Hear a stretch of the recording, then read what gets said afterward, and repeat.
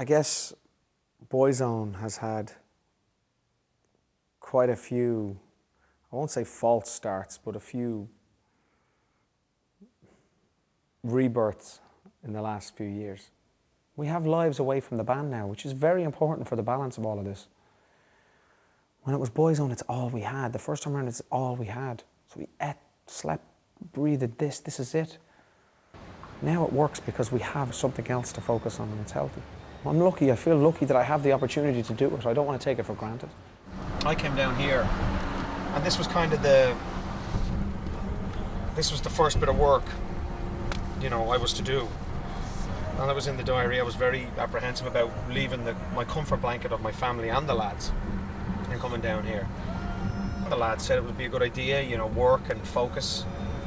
So I did, I came down. The first few days were tough. Every interview that I was in asked me about Steo and it brought it all up, all that raw emotion up again.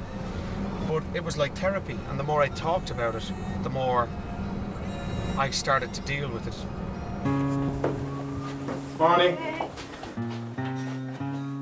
My life has changed in the form that I've been out there desperately trying to succeed as Keith Duffy, whether it be as an actor or on TV in some form or fashion, and to have some sort of a career that I'm enjoying and that I'm proud of. Okay, rehearsal.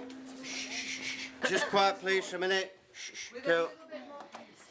And action. All right, keep your hair on. My loyalty and the unfinished business I have with Boyzone is something that I'm not going to, you know, wave goodbye to unless I have to.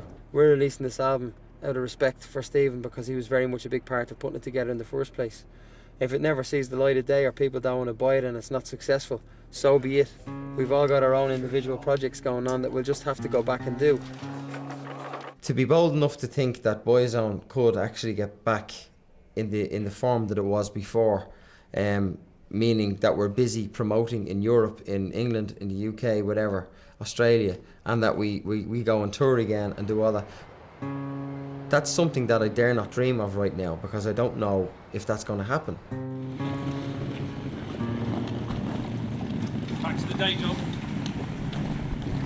Back to the day job. What is the day job now then? Well, the day job in my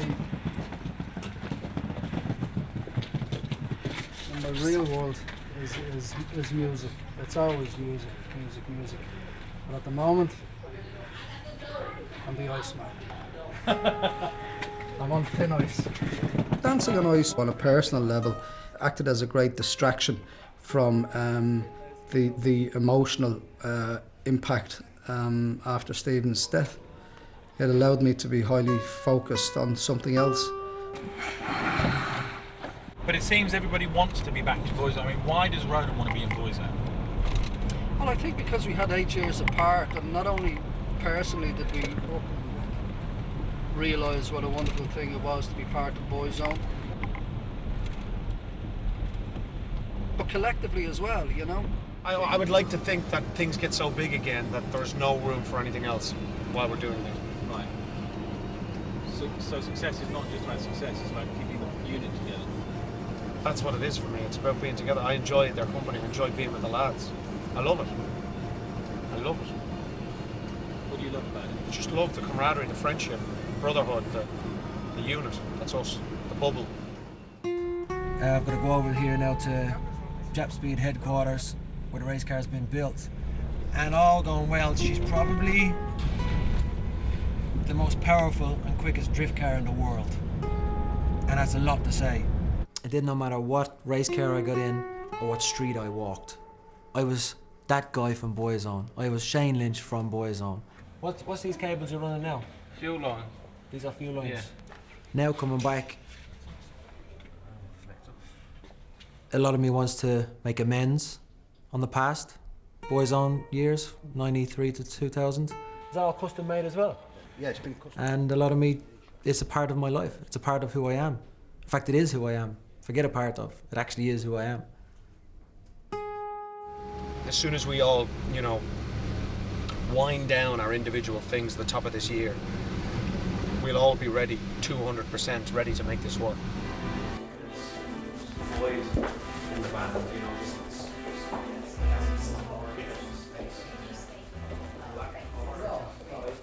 Hello.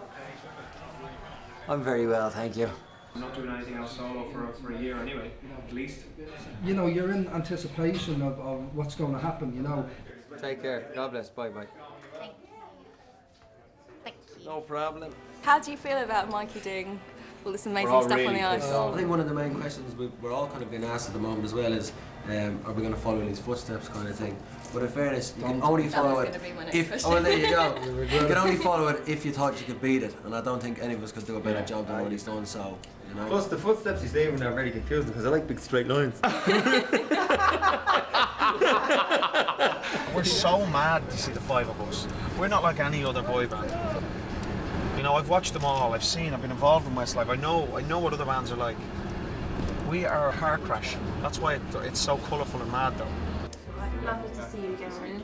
No, Yeah. And if you do a tour, are you going to make it big? Are you going to go worldwide, meet all your fans from all over the world? Or are you We going want it, don't we? Worldwide. Yeah. I'd love to. Well- Love to. We want Boyzone to be even bigger than the band it was the first time round.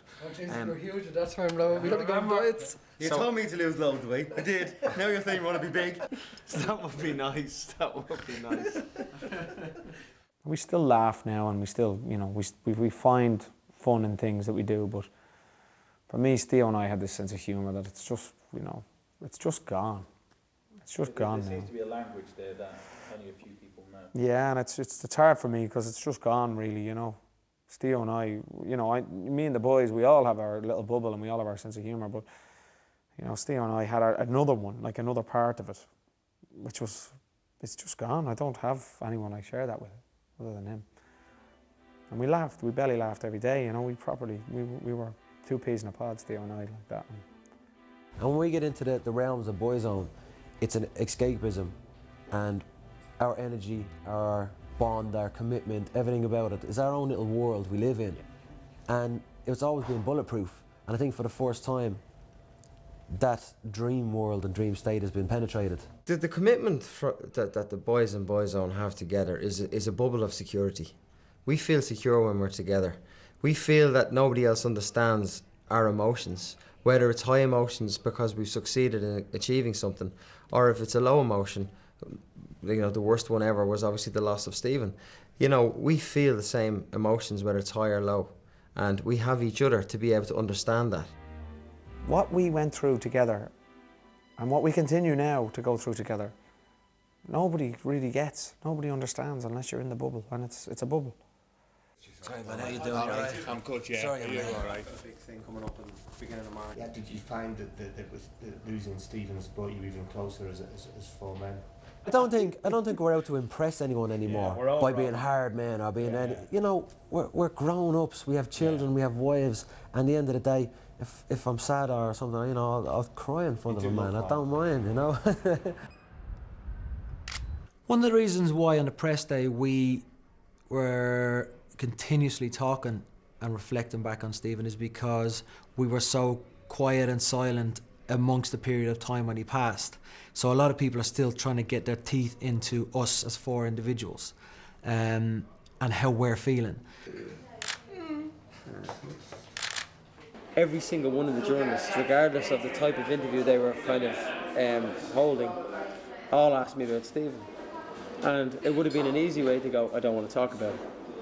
But at the same time, I'm not that kind of person that want to protect myself and get other people feeling sorry for me because I've lost a friend. For me, I did never want to feel that I was using Stephen's passing as an easy way out or an escape route because he's lost his life. I've lost my friend, which is heartbreaking, but he's lost his life. It's one after the other, the same thing over and over again. It's the focus of all the interviews. We've covered that as far as media is concerned. Everybody knows, you know. Well, you know, this is the way things will be for the foreseeable future. You know, Stephen's passing is, you know, the focal point of the band's immediate history. Justin, how do you feel about it? How do you... At different stages, different people are going to find it difficult to talk about Stephen. But you'll never have a day that the whole four of us are going to find it difficult. So on the days that people are finding it difficult, the other people just need to kind of step in and do what they can do. I knew we were going to be asked those questions again. I think it was a little bit naive maybe for people to feel that there weren't going to be those questions again.